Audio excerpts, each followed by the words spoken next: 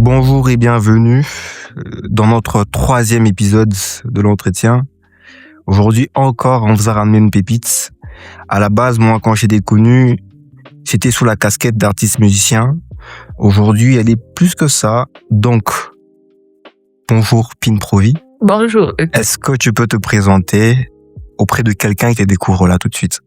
Ok, mon nom c'est Pin Provi. Je suis artiste multidisciplinaire.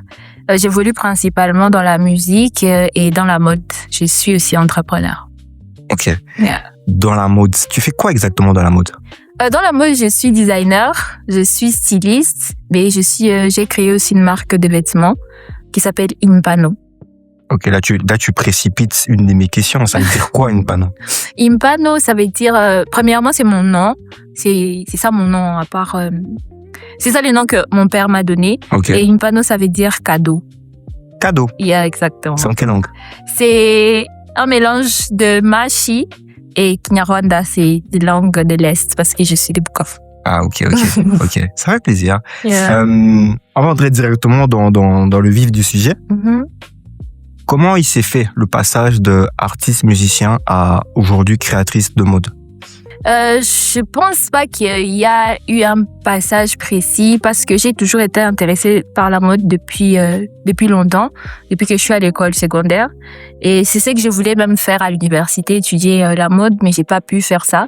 Donc, ce n'était pas quelque chose qui est venu soudainement, c'est quelque chose qui était depuis longtemps. Mais après, quand je me suis mise vraiment dans la musique, cette envie de continuer la mode est revenue. Et donc, je me suis dit que je peux combiner les deux et je peux voir aussi ce que ça aussi ça donne. Du coup, tu as fait quoi comme étude à l'université? J'ai fait l'architecture. Yeah, comment on fait pour passer de architecture à créatrice de mode? En fait, l'architecture, il y a beaucoup d'art dans l'architecture. Okay. En vrai, même dans nos études, on étudie l'art, l'histoire de l'art et tout. On étudie les designs aussi dans l'architecture. Donc, il y a aussi une partie trop artistique dans l'architecture. Donc, c'est pas trop différent. Okay. Bon, il y a pas trop de décalage entre les deux. Et tu viens de dire que en fait, pour toi, il y a pas eu vraiment de transition entre la musique et le monde de l'art, mais au niveau de l'alternance quand même, parce que c'est deux corps de métiers différents. Comment tu arrives à gérer avec ton temps, avec ton énergie, parce que tu passes de la musique qui est très prenant et à la création de mode qui aussi est très prenant en termes d'énergie. Comment tu fais pour allier les deux? Ce n'est pas très facile parce que, comme tu as dit, les deux activités sont prennent beaucoup de temps, mais je fais de mon mieux pour donner à chaque métier son temps. Et ce qui est sûr aussi, c'est que souvent l'inspiration varie. Des fois, j'ai beaucoup plus d'inspiration dans la musique et des fois, j'ai aussi beaucoup d'inspiration dans la mode. Donc, je suis un peu aussi mon inspiration. Des fois, je suis des caprices de mon inspiration. Okay. Et d'autres fois, je décide de me discipliner et de faire vraiment un programme distinct de la mode et de la musique. Donc, okay. C'est un peu ça. Pour l'instant, avec Impano, tu as une boutique en ligne. Oui, exactement. Est-ce que avoir une boutique en ligne, ça te contraint à devenir une créatrice de contenu? Malheureusement, oui, parce que je ne suis pas quelqu'un qui est très réseaux sociaux. Uh-huh. Même dans ma musique aussi, c'est quelque chose avec laquelle je me bats. Et donc, avec Impano, vu que pour l'instant, je vends mes choses, mes articles en ligne, uh-huh. Il faut que je les présente comme ça, il faut que je crée du contenu. Et je pense que même si j'avais une boutique physique aussi, ces derniers temps, on est plus dans le numérique. Donc, il faut toujours être présent sur le réseau, créer du contenu. Et donc, ça me sort un peu de ma zone de confort. Et c'est un grand challenge quand même. Uh-huh. Mais j'essaie de m'adapter parce que je veux aussi que ça évolue. Et je pense qu'avec Impano aussi, j'ai compris que avec même ma musique, j'ai dois aussi être présente aussi. Donc, j'essaye aussi d'être présente, même si c'est pas trop ça. Mais j'essaye parce que ça me stresse trop. Ok. Quels sont les défis auxquels tu fais face en tant que femme dans le monde musical? En tant que femme dans le monde musical... Parce qu'il n'y a pas beaucoup de femmes dans le monde musical. Et généralement, quand on échange avec les peu de femmes qui sont là, c'est plus dur que les hommes. Oui. Et j'aimerais savoir, toi, par rapport à toi, ton expérience personnelle, qu'est-ce qui est plus difficile, au fait, dans ce milieu-là, pour toi? Je pense que ce qui est plus difficile, premièrement, c'est être pris au sérieux. Ok. Parce que la plupart des gens, quand ils voient que tu fais de l'art et principalement de la musique, ils pensent que tu les fais peut-être pour attirer l'attention des hommes, ou soit tu les fais en attendant que tu trouves un homme qui va te faire arrêter. Ok. Donc, c'est très Et difficile. généralement, c'est ce qui arrive. Hein. Oui, La plupart des femmes exactement. s'arrêtent quand elles sont mariées ou quand elles trouvent quelqu'un pour les épouser. Exactement. Et donc, il y a déjà ce stéréotype-là qu'il y a. Et personnellement, je pense pas que parce que ça se fait, que ça veut dire que c'est ça qu'il faut généraliser. Parce qu'il y a aussi, comme souvent on dit que quand quelqu'un est artiste, que ce soit homme ou femme, c'est quelqu'un qui est peut-être voyou ou délinquant. Il y en a qui sont comme ça, ils sont artistes et ils suivent un autre chemin, mais il y en a d'autres qui sont sérieux dans leur travail. Okay. Et donc, on n'aime pas aussi qu'on nous généralise dans ça. C'est la même chose, que c'est pas parce que une femme, elle est artiste et que quand peut-être elle s'est mariée, elle arrête, que ça veut dire que c'est le cas de tout le monde. Donc, je pense qu'il faut juste respecter le chemin de chacun. Donc, il y a déjà ce fait de ne pas être prise au sérieux. Et puis, il y a juste aussi, je pense que c'est vraiment ça, c'est que comme on n'est pas nombreuses, quand on te voit, tu fais de la musique, il y a juste beaucoup trop de préjugés, ce que ça met beaucoup de cale. Et il y a aussi beaucoup de gens qui veulent profiter du fait d'être femme, ils veulent te proposer peut-être de sortir avec la personne, ce genre de choses. Donc, ça fait qu'il y ait beaucoup de limites et moins de liberté de faire son art tranquillement. Ok. Oui. Et tu penses que c'est différent dans le monde de la mode parce que en réalité, même au niveau international, quand même, on sait voir que même les grandes marques, les défilés et consorts sont généralement tenus par les hommes. C'est-à-dire que les positions de pouvoir sont généralement tenues par les hommes. Est-ce que tu penses que c'est les mêmes rapports entre le monde de la mode et le monde de la musique? Non, je pense pas. Parce que c'est vrai que dans la mode aussi, les grandes têtes, ce sont des hommes. C'est un peu partout dans le monde, dans la société dans laquelle on vit, ce sont les hommes qui ont les plus grands pouvoirs. Mais dans la mode, c'est différent parce que les autres postes sont plus occupés par les femmes comme beaucoup des designers, des stylistes, les mannequins et tout. Dans le monde de la mode, vraiment, si on voit globalement, ce sont les femmes qui dominent plus que les hommes sur beaucoup de plans. Et donc, je pense que c'est plus facile. Et même les hommes qui travaillent aussi dans la mode sont plus collaborateurs envers les femmes. C'est que j'ai déjà remarqué personnellement. Parce que ils veulent partager et ils ne veulent pas garder. Ils veulent pas monopoliser l'attention, les privilèges. Contrairement à la musique. Et je pense qu'il y a aussi les hommes qui travaillent dans la mode ont moins de préjugés par rapport aux hommes qui travaillent dans la musique. D'après toi, c'est dû à quoi? Je pense que premièrement, dans le monde de la musique, généralement, je pense que ça arrive à cause de la sexualisation de la femme, premièrement. Et je pense que c'est ce qui bloque beaucoup plus. Et je pense que ça dépend aussi des femmes, la plupart des femmes qui dominent dans l'industrie musicale et se sexualisent, elles acceptent aussi d'être sexualisées elles-mêmes.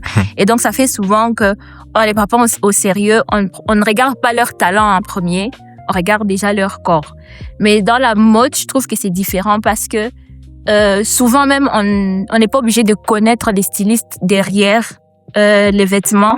C'est les vêtements qui est en premier. Donc, on voit d'abord l'œuvre en premier avant de voir le vêtement. Parce qu'il y a beaucoup de gens qui s'habillent en Louis Vuitton, mais ils savent pas à quoi ça ressemble. Louis Vuitton, il ressemble à quoi? Vous voyez? Il y a déjà donc ce respect, premièrement, de l'œuvre avant de voir le créateur. Mais dans la musique, c'est différent parce que on voit d'abord le créateur et si le créateur ne plaît pas aux attentes du public, donc ton art déjà est refoulé, vous voyez, donc c'est un peu ça. Ok. Ta réponse est très intéressante et là, pour le coup, j'ai envie d'avoir un entretien avec un mannequin parce que j'aimerais aussi avoir le point de vue d'un mannequin par rapport à cette question-là. Je pense que pour les mannequins, très intéressant. C'est quand même différent. Je pense qu'ils ont beaucoup plus de pression et il y a aussi beaucoup plus de jugements comme dans la musique parce que le mannequin, c'est déjà, on voit si c'est lui qu'on voit en premier. Exactement. Le corps est le produit. Exactement. Donc, on va faire un effort pour trouver un mannequin avec qui on pourra s'entretenir et avec qui on aura d'autres questions comme ça. Alors, Au-delà de ça, je sais que tu es une grande lectrice. Oui, hein. Parce que je te connais quand même personnellement. Et je sais que dans nos nombreuses discussions, on échange beaucoup autour de la lecture et autour des livres. Pour toi, quel est le bien-être ou le bienfait de la lecture? Je pense que premièrement, la lecture, c'est un grand enseignant. Quand on lit, on apprend beaucoup. Et c'est pas juste par rapport à l'histoire qui est écrite, mais par rapport déjà aux mots. Je pense que lire m'a permis à développer ma grammaire à moi-même, les mots, bien choisir les mots, les orthographes. Parce que souvent, quand tu vois un mot, tu te dis, c'est comme ça que ça s'écrit et ça reste dans la tête. Donc, c'est plus facile de bien l'écrire, de respecter certaines règles de la grammaire, que ce soit une lecture en français, en swahili ou en anglais. Et puis, je pense aussi que la lecture ouvre l'imagination. Parce que c'est différent de quand tu vois déjà l'image. Dans la lecture, on te laisse libre choix d'imaginer les personnages toi-même. On te décrit les personnages, mais c'est ton cerveau qui imagine à quoi ça ressemble, qui imagine la scène, qui imagine les paysages. Et donc, je pense que c'est quelque chose d'important pour la créativité. Ça développe beaucoup la créativité, surtout en tant qu'artiste de lire, parce que ça te permet de te créer un monde autour de l'œuvre en question. Et puis, je pense aussi que la lecture, ça permet aussi de calmer son esprit et son mental. Parce que quand tu lis, tu es obligé de te poser, de te concentrer pour comprendre les mots. Parce que si tu lis et tu penses à autre chose ou tu es distrait, tu ne comprends pas ce que tu lis. Tu peux relire la phrase plusieurs fois sans rien comprendre. Donc, ça te demande de revenir à l'instant présent, de faire une pause, de mettre à côté tes pensées et de te concentrer sur l'œuvre. Donc, je pense que ça a beaucoup de bienfaits. Et oui, donc c'est ça. Est-ce que toi, la lecture t'a, par exemple, permis à améliorer ta plume en tant qu'artiste? Oui, comme je disais, ça m'a permis à découvrir des nouveaux mots. Parce que quand on écrit aussi des chansons, c'est bien de mettre des figures, des styles, de nouveaux mots pour ne pas répéter les mêmes mots. Tu peux vouloir peut-être exprimer la même chose que tu as exprimé dans l'autre chanson, mais avec des mots différents. Okay. Et donc, ça te permet de découvrir d'autres façons, des tournures, des phrases et tout. Donc, je pense que ça aide aussi beaucoup sur l'écriture. Ta réponse m'amène sur un autre terrain. C'est une question que j'ai toujours voulu poser aux artistes. Je pense que c'est une question qui va revenir souvent. Est-ce que tu penses qu'en tant qu'artiste musicien, on a une responsabilité envers nos auditeurs? Parce que beaucoup de gens, quand on parle, beaucoup d'artistes, quand je discute avec beaucoup d'artistes, que je leur dis, est-ce que vous tirez attention à ce que vous dites dans vos textes? Il faut comprendre que la musique, certes, c'est un art, mais c'est aussi du divertissement. Alors, la plupart d'entre eux disent que il faut beaucoup mettre un accent sur le volet divertissement. Alors, si on part sur le volet divertissement, non. J'ai peur de te donner une réponse là, te donner la réponse à ma question, mais j'aimerais que tu comprennes bien la question. Mais quand on parle de l'art aussi, sachant que l'art a la capacité de toucher l'âme, de toucher l'esprit de ceux qui sont exposés à ça, est-ce que toi, tu penses que tu as une responsabilité envers ton audience? Oui, je pense que j'ai une très grande responsabilité. Je pense qu'en tant qu'artiste, on a une très grande responsabilité. Parce que comme je l'ai dit, l'art, c'est pas quelque chose qui divertit, juste ça touche l'âme. Et ça modifie même les sentiments des gens, les réactions des gens. Il y a beaucoup de gens qui s'identifient à l'art ou à certains artistes. Et donc, je pense que c'est une très grande responsabilité parce que par rapport à ce qu'on fait comme art, ça change la vie de beaucoup de gens. Et je peux donner un exemple. Disons, la plupart des gens qui écoutent beaucoup le rap brutal. Vous allez voir que même leur comportement, avant qu'ils commencent à écouter ça et après, il y a un changement parce que ça les affecte d'une façon profonde. L'art et surtout la musique, c'est quelque chose qui affecte les gens, même sans le savoir, parce que les mots, ça reste dans notre subconscient, la vibration du son, tout ça. Et donc, quand c'est quelque chose que tu donnes au monde, tu as une responsabilité parce que ce qui suit après, c'est un peu sur toi. Et donc, je pense que les artistes qui se disent que ils veulent juste se divertir, en vrai, ils ne divertissent pas juste. Ils impactent les vies des gens, ils changent les vies des gens. Et donc, c'est pas quelque chose à prendre à la légère. Et avant de faire un truc artistique ou bien de faire de la musique, il faut se demander qu'est-ce que ça apporte au monde, qu'est-ce que ça apporte aux gens qui vont écouter. Je pense que c'est un peu comme si on mettait entre nos mains l'avenir du monde. je ne sais pas, parce qu'on peut prendre les plus grands artistes, on peut même prendre Basquiat, avec ses teintures, il a touché des gens, il a libéré, parce que lui, il était vraiment dans la liberté de l'expression. Et grâce à son art, beaucoup d'artistes ont été libérés, beaucoup se sont inspirés de son art et ont pu être libres. Et il y en a d'autres, à partir de leur art, ils ont été emprisonnés. Il y a d'autres, à partir de ce qu'ils font comme art, comme musique, il y a des préjugés qui naissent et qui bloquent des opportunités pour d'autres personnes. Donc, je pense que le fait de n'y pas reconnaître cette responsabilité qu'on a, ça peut tuer l'art. L'art, c'est une très grande responsabilité. Être artiste, c'est une très grande responsabilité. C'est pas quelque chose à prendre à la légère, en tout cas. C'est très intéressant. J'aime beaucoup la réponse. Et du coup, Pin Provi, toi, qu'est-ce que t'aimerais ou qu'est-ce que tu cherches à transmettre dans ton art à toi? Je pense que premièrement, j'aimerais que les gens qui écoutent ma musique, parce que je pense que je transmets beaucoup plus dans ma musique que dans la mode. Et je pense que les gens que je veux qui écoutent ma musique, qui se sentent premièrement vus et compris. Parce que je pense que en tant qu'humain, dans notre nature humaine, ce qu'on cherche, c'est d'être vu, être compris, se sentir protégé. Et je pense que grâce à ma musique, j'ai envie que les gens, ils savent que ouais, je suis pas seule. Il y a quelqu'un aussi qui a peut-être vécu ça. Il y a quelqu'un qui, même si elle n'a pas vécu ça, elle comprend quand même. C'est cette émotion-là d'avoir l'impression d'appartenir à un certain groupe que j'ai envie de partager. Parce que quand tu sens qu'il y a des gens qui, quelque part, qui m'acceptent comme je suis, ça enlève déjà un poids sur nos épaules que quand on se sent seul et rejeté, tu vois. Donc, c'est ça. La première chose que j'ai envie d'exprimer et de faire comprendre aux gens, c'est qu'ils sont pas seuls. Et après aussi, j'ai envie de partager l'amour et la paix, parce que c'est quelque chose qui manque trop dans notre monde actuellement. Peace and love. Yeah, exactement. Okay. Mais c'est pas que, comment je vais dire, c'est pas peut-être les paroles que je chante qui te font ressentir directement cette paix, mais je pense que c'est l'énergie que je mets dans ma musique, parce que je peux chanter peut-être de cœur brisé, peut-être d'une peine, mais dans cette peine-là, dans l'énergie que j'ai mis dans la composition, dans l'écriture, c'est une énergie de paix. Et donc, à partir de la peine qu'on va ressentir dans ces chansons, il y a une paix qui est en dessous. C'est comme j'ai eu des gens, après la sortie de ma chanson Tears, qui était une chanson qui parlait de perte, des deuils, les gens qui m'ont écrit pour me dire que la chanson leur a donné de la paix. Ça leur a rappelé des gens qu'ils ont perdus, mais à partir de cette chanson, ce rappel-là a été un rappel de paix et d'amour et plus un rappel plein de peine et de douleurs, tu vois. Et donc, c'est vraiment ça. Et donc, le sentiment d'être vu, d'appartenir, et surtout aussi, c'est la paix et l'amour. Tu as beaucoup parlé d'énergie. Je te suis très attentivement. Ça fait 2 ou 3 fois que tu parles d'énergie dans ta musique ou dans ton art. Est-ce que la musique, ta musique a...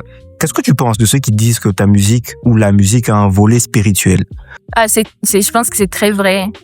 Je pense que c'est très vrai parce que je vais bientôt commencer les cours sur les sons et les vibrations, bientôt. Mais selon ce que je sais en ce moment, c'est que les sons, quand on sort des sons, ça affecte l'air autour de nous. Et l'air autour de nous est en mouvement. Et ça nous touche, ça touche pas, on n'entend pas juste, mais ça touche aussi le corps. Et donc, on est entouré des mouvements et des vibrations. Et c'est très connecté au spirituel parce que je pense que tout ce qui existe est spirituel, tout ce qui existe a une vie dedans et la vie en elle-même est spirituelle parce que sans la vie, il n'y a pas d'existence. Et donc, je pense que dans tout ce qui bouge, dans tout ce qui est en mouvement, il y a de l'énergie. Et donc, quand il y a un son qui sort, ça affecte l'énergie autour. Je sais pas si j'ai fait comprendre. Je crois qu'ils ont compris. De toute façon, ils vont le mettre en commentaire. Ils vont mettre en commentaire s'ils ont compris l'explication. Donc, à chaque fois qu'il y a un son qui sort, même si c'est une voiture qui klaxonne, ce son-là affecte les vies qui sont autour d'elle. Donc, chaque son est important. Et quand maintenant, la musique, on assemble différents sons. Et c'est que, il faut pas aussi oublier, c'est que les notes, les accords, ça aussi, c'est des sons précis. Il y a aussi les vibrations, les hertz. Il y a certaines fréquences qui affectent beaucoup plus que d'autres fréquences. Okay. Donc, il y a vraiment beaucoup de choses dans le son et dans la musique qui affectent. Je rappelle que tu n'es pas seulement artiste musicien, tu es beatmaker et ingé son aussi. Yeah, exactement. Donc, tu maîtrises ton sujet. Dans ta présentation, en début d'entretien, tu as dit que tu étais entrepreneur. Est-ce que tu penses qu'aujourd'hui, c'est possible d'être artiste, surtout au Congo, en Afrique, sans forcément être entrepreneur? Non, je pense pas. Parce que l'entrepreneuriat, ce n'est pas juste créer un business extérieur à sa musique. Je pense que même en tant qu'artiste, il faut être déjà entrepreneur. Exactement. L'art seul ne vend pas. Tu peux faire l'art, que ce soit magnifique, je ne sais pas comment, mais si tu ne vends pas ton art, tu n'auras pas d'argent. Et nous, en tant qu'artistes, c'est notre travail. Donc, on a besoin d'avoir de l'argent et de vivre de notre art. Et déjà, quand tu fais ton art, quand tu sors peut-être de ton studio, et que tu parles des gens de ton art, tu partages à propos de ça, c'est que tu es déjà entrepreneur, tu es en train de vendre ton produit parce que ton art, c'est ça ton produit, ou bien c'est toi-même le produit, et tu essaies de vendre ça aux clients pour qu'ils achètent le produit. Donc, c'est ça déjà, tu es déjà entrepreneur. Et donc, je pense que les gens qui ne prennent pas en compte cet aspect entrepreneur de l'art, je pense qu'ils font de l'art juste pour s'amuser. Okay. Et ils ne prennent pas ça comme un travail. Mais si tu veux te faire de l'argent, si ton art, c'est ça ton travail, il faut alors être aussi artiste, mais aussi entrepreneur. Est-ce que Pin Provi preste son cachet? Non. Ça, il faut que... moi, je pense que il faut arrêter cette idée-là d'appeler des artistes. Viens prester, on te donne de la visibilité. Oui, de la visibilité, on te donne les transports. Je pense que c'est pas une bonne approche parce que on met beaucoup de temps et d'énergie dans notre art. Parce que quand on doit prester, on doit répéter. Peut-être on va venir sur scène avec une équipe et tout. Et donc, on doit contacter des stylistes pour les vêtements. C'est vraiment toute une activité qui se passe derrière les rideaux. Et nous appeler, prester juste pour la visibilité. Je pense que cette visibilité, on peut l'avoir sur TikTok. On peut être viral d'un coup en faisant une vidéo. Donc, je pense pas que c'est ça. Il faut reconnaître les travaux des gens. Okay. C'est important. Je pense que les promoteurs d'événements, ils ont écouté, ils passent par là, donc ils ont écouté, ils ont compris. Yeah. Pin, qu'est-ce que tu penses des gens qui disent que les produits Impano sont chers? Oh là là. Je pense que la plupart des gens qui disent ça, certaines personnes, des fois c'est de l'hypocrisie. Parce que ce sont les mêmes personnes qui disent que les produits Impano sont chers, mais ils sont prêts à aller acheter peut-être un sac Balenciaga à $150 ou $200. Donc, je pense que c'est plus dans le mental de se dire que ce qui est fait chez nous ne peut pas équivaloir à un grand prix. Et donc, voilà. Et puis, surtout, faut pas oublier que les produits Impano sont faits à la main. Donc, okay. Ça prend des heures. Ce n'est pas une machine qui fait ça, ce sont les mains qui font ça. C'est premièrement dessiner par moi. C'est que c'est mon inspiration, c'est mon temps que je prends, mon énergie, je dessine. Et puis je les fais avec les mains. Ça prend des heures et des heures pour faire ça. Et puis on crée des contenus autour de ça. C'est que il y a aussi beaucoup de dépenses pour créer tout ça. Et donc quand on met les produits sur le marché, on fait des calculs. C'est pas un prix qu'on met par hasard. C'est qu'aussi les gens ils doivent comprendre, c'est que les prix on les met pas par hasard. On fait des calculs pour se dire que si on vend ces produits à ce prix-là, on sait rendre l'argent et on a un petit profit. Et surtout, savoir que les profits n'est jamais aussi grand que les gens imaginent. C'est ça. Sinon, je serais déjà millionnaire en ce moment. Yeah, donc, il faut prendre en compte tout ça. Si les produits est fait à la main, quel genre de matériel on utilise, les travails et les heures derrière ça. Et surtout aussi, arrêter de penser que ce qui est fait chez nous doit être moins cher et ce qui est fait ailleurs, c'est qui doit être cher. Ce qui est fait local, souvent, ce sont des gens qui mettent leur énergie et leur temps à faire ça. Et souvent, ce qui est fait à l'extérieur, la plupart des fois, sont des machines. Donc, il y a aussi cette différence-là. Et donc, la plupart des gens qui disent ça, peut-être ils sont pas au courant que ça prend tout ça. Donc, voilà. C'est pour ça qu'on fait l'entretien. C'est pour ça qu'on fait l'entretien. C'est pour, évidemment, mettre à nu certaines choses qui, quand on voit un produit, on ne sait pas exactement ce qui se passe. Et c'est pour ça que ces podcasts, ils existent, tu vois. Yeah, exactement. Et là, des gens me signalent qu'on touche bientôt à la fin. Il me reste 2-3 questions pour finir. Et comme je l'ai dit précédemment, on se connaît, je te connais dans la vie de tous les jours. Je sais quel genre de femme tu es, je sais que tu as beaucoup de principes et beaucoup de valeurs. Et ma question est la suivante. Dans le monde dans lequel tu évolues, que ce soit dans la musique comme dans la mode, un monde qui, on sait, qu'il y a beaucoup de propositions qui peuvent être bizarres, est-ce qu'il est facile de toujours marcher droit, toujours marcher selon ses principes et selon ses valeurs? Bon, juste pour cette question, je n'ai pas une réponse précise, genre dire oui ou non. Par rapport à toi. Ma question, c'est surtout par rapport à toi, ta personne. Par rapport à moi, je pense Est-ce que tu as déjà fait quelque chose qui n'était pas en adéquation avec tes principes? Non. Et je pense pas personnellement que ça arrivera parce que je pense que ça dépend de l'objectif de chacun et de chaque artiste. Et moi, ça dépend de mes objectifs, qu'est-ce que j'ai envie de faire et où j'ai envie d'aller.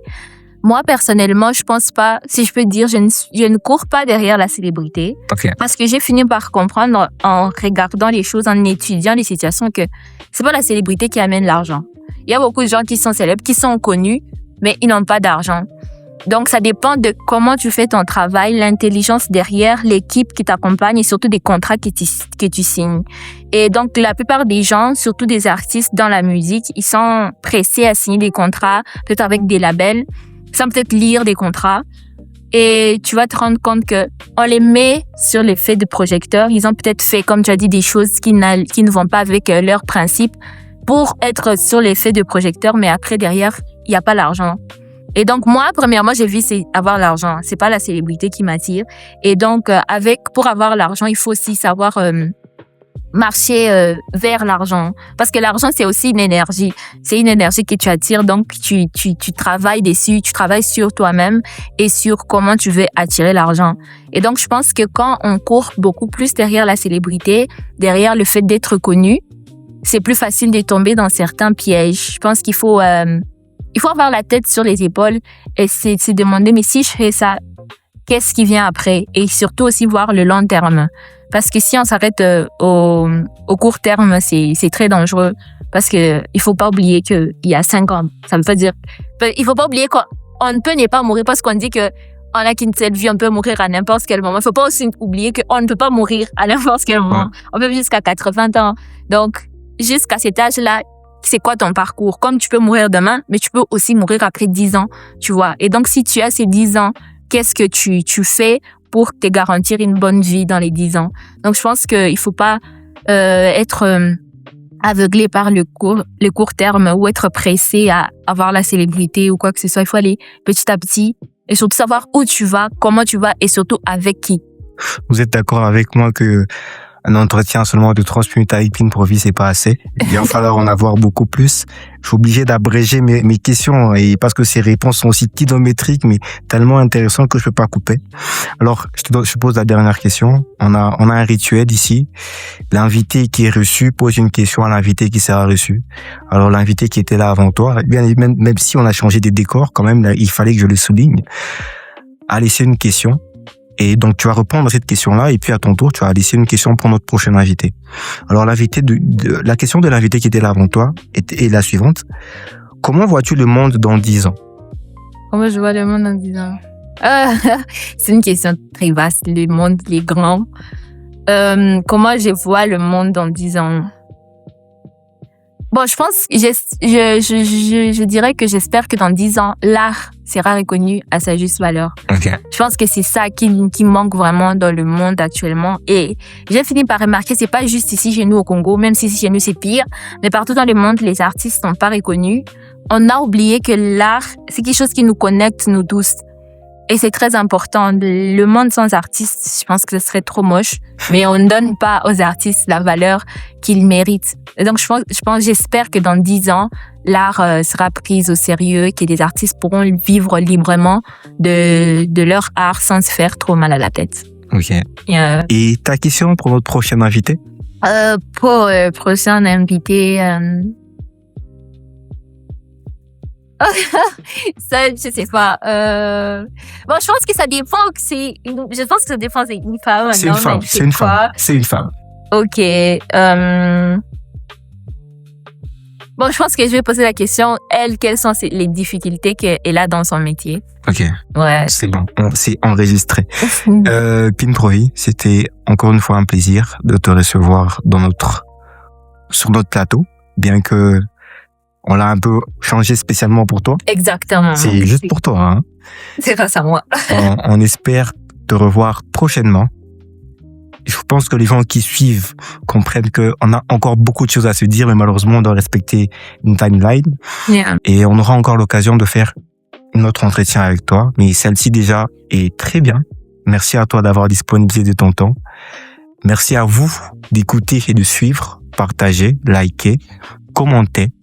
On se retrouve la semaine prochaine. C'était Kiyotaka au micro et Dosif derrière la caméra. J'ai envie de dire un truc. Je t'écoute. Ouais, n'oubliez pas d'aller chercher Impano sur les réseaux pour vous commander quelque chose. Pin Provi aussi sur les réseaux pour écouter sa musique. Yeah, exactement. Ciao. L'entretien.